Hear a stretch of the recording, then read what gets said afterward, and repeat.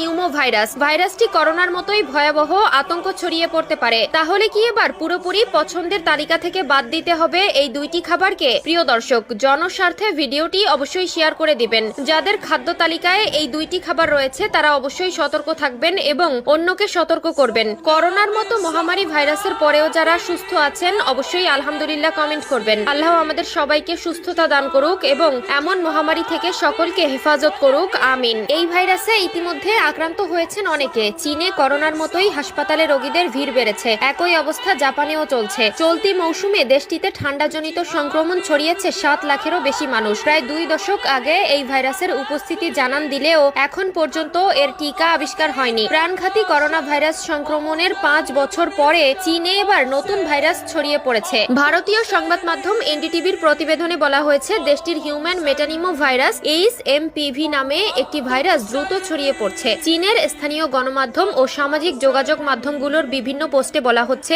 নতুন এই ভাইরাস দ্রুত ছড়িয়ে পড়ছে। এর ফলে হাসপাতাল এবং শ্মশানগুলোতে চাপ বাড়ছে বলেও দাবি করা হয়েছে। এছাড়া সামাজিক যোগাযোগ মাধ্যমে ছড়িয়ে পড়া ভিডিওতে দেখা যাচ্ছে যে হাসপাতালগুলোতে ভিড় বেড়েছে। কিছু ব্যবহারকারী জানিয়েছেন, ইনফ্লুয়েঞ্জা এ, HMPV, মাইকোপ্লাজমা, নিউমোনিয়া এবং কোভিড-19 সহ একাধিক ভাইরাস চীনে ছড়িয়ে পড়ছে। এসব কারণে চীনে জরুরি অবস্থা জারি করা হয়েছে বলেও দাবি করা হচ্ছে। তবে এই বিষয়টি নিশ্চিত করা যায়নি বলে প্রতিবেদনে বলা হয়েছে। 1 নম্বরে, যারা কাঁচা খেজুরের রস পছন্দ করেন তারা অবশ্যই কাঁচা খেজুরের রস খাওয়া ত্যাগ করুন। বাদুড়ের লালা থেকেও নানা ধরনের সংক্রমণ দেখা দেয়। 2 নম্বরে, রাস্তার আশেপাশে ভাজা পোড়া খাওয়া থেকে বিরত থাকবেন। অপরিষ্কার পরিবেশের খাদ্য থেকে দূরে থাকাই আপনার জন্য উত্তম হবে, কারণ বাতাসের মাধ্যমেও নানা ধরনের প্রাণঘাতী রোগ ছড়ায়। স্বাস্থ্য বিশেষজ্ঞরা জানান, HMPV ভাইরাসের লক্ষণগুলো করোনার মতোই হতে পারে। তারা এই পরিস্থিতি গভীরভাবে পর্যবেক্ষণ করছে। সামাজিক যোগাযোগ মাধ্যম SARS-CoV-2 কোভিড-19 নামের একটি হ্যান্ডেল থেকে বলা হয়েছে,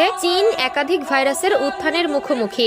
এদিকে বার্তা সংস্থা রয়টার্সের এক প্রতিবেদনে বলা হয়েছে, চীনের রোগ নিয়ন্ত্রণ কর্তৃপক্ষ গত শুক্রবার জানিয়েছেন যে নিউমোনিয়ায় আক্রান্ত রোগী বাড়ায় ছোট আকারে একটি পর্যবেক্ষণ ব্যবস্থা পরিচালনা করছে। বিশেষজ্ঞদের অনেকের শঙ্কা, 2025 সালে আবার করোনার মতো নতুন কোনো মহামারীর উদ্ভব হতে পারে। যদিও কোন রোগটি মহামারীর আকার ধারণ করবে সে বিষয়ে স্পষ্ট কোনো বার্তা এখনো দেওয়া সম্ভব হয়নি। তবে HMVর প্রাদুর্ভাব ভাবাচ্ছে তাদের।